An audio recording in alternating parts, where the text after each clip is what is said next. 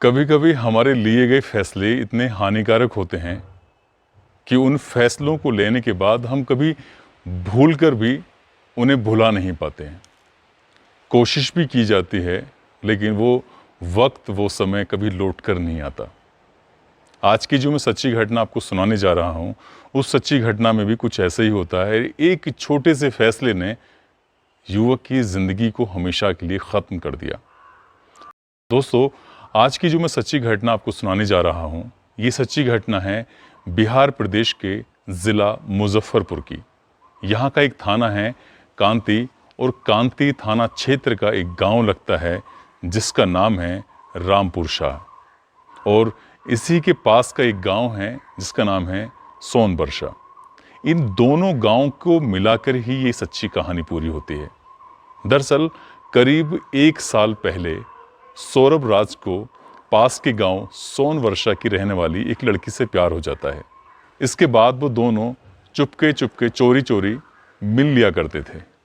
लेकिन एक दिन लड़की के घर वालों को इस बात की भनक लग जाती है कि उनकी बहन का पास के गांव रामपुर शाह के रहने वाले सौरभ राज से एक रिश्ता जुड़ गया है, यानी कि वो दोनों एक दूसरे को प्यार करते हैं। बस वो मौके की तलाश में थे और उन्होंने उस सौरभ राज को बहुत पीटा। बात घर तक पहुंचाई और घर पहुंचने के बाद जो उसका पापा हैं मनीष कुमार, उन्होंने किसी तरह से अपने बेटे की जान बचाई और कहा कि ये सोनबरसा में कभी नहीं आएगा। इसके बाद उन्होंने अपने बेटे को उड़ीसा नौकरी करने के लिए भेज दिया। वो वहाँ बड़ी खुशी से रह रहा था और उसके पापा मनीष कुमार ने एक वादा भी लिया कि वो कभी भी गांव वापस लौटकर नहीं आएगा। आएगा तो सोनवर्षा के बारे में कभी नहीं सोचेगा, वहाँ की लड़की जिसको प्यार करता है उसके बारे में कभी नहीं सोचेगा। ठीक वैसे ही चल रहा था, सब कुछ ठीक ठाक था। जो कमाता था वो अपने घर वालों को भाई अकाउंट में भेज दिया करता था, घर वालों से बातचीत होती थी, सब कुछ ठीक चल रहा था। लेकिन अचानक ही सौरभ राज के परिवार में उसकी एक रिश्ते में बहन लगती है, उसकी शादी थी। तो उस शादी में शामिल होने के लिए सौरभ उड़ीसा से अपने गांव वापस आ जाता है और ये तारीख है 1 जुलाई की। शादी में शामिल होता है और यहाँ भी वो हंसी खुशी रह रहा था। लेकिन अचानक ही किसी ने सौरभ को देख लिया और ये देखने के बाद ये सूचना पास के गांव सोनवर्षा में पहुंचा दी।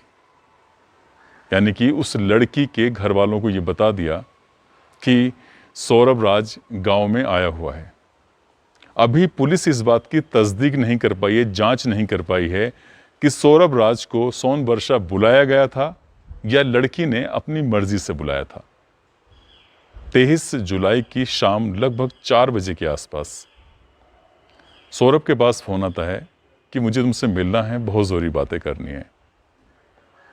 सौरभ राज उस फ़ोन को दरकिनार भी कर सकता था, उसे गंभीरता से नहीं ले सकता था, यानी कि उसे इग्नोर कर सकता था, और वो जाता ही नहीं तो शायद जो घटना उसके साथ हुई है वो कभी नहीं होती।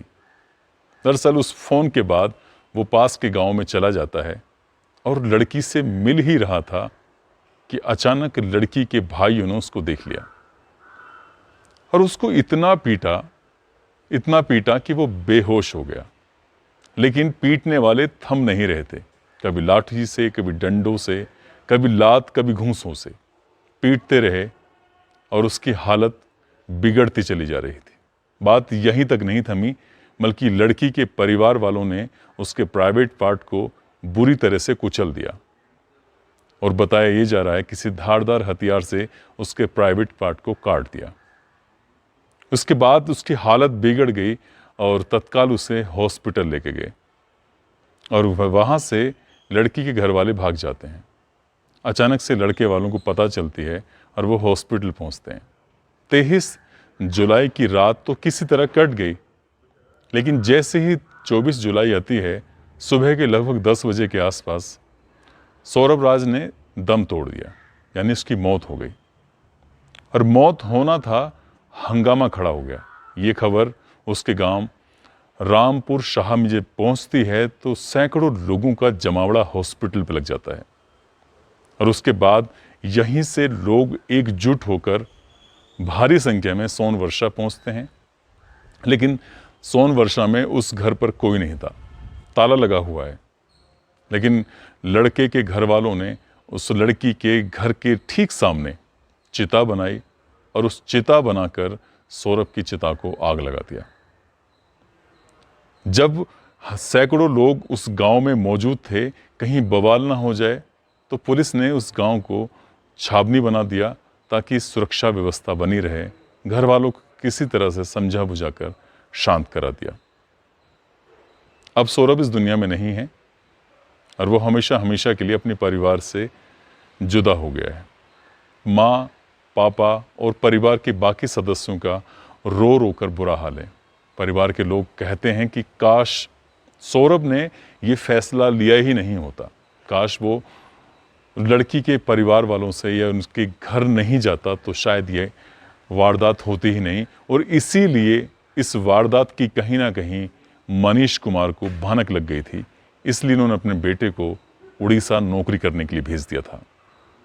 दोस्तों, वाकई हम अपनी ज़िंदगी में कई बार ऐसे फैसले ले लेते हैं जो फैसले हमारी ज़िंदगी पर बनाते हैं। आज की घटना में भी ऐसा ही हुआ है।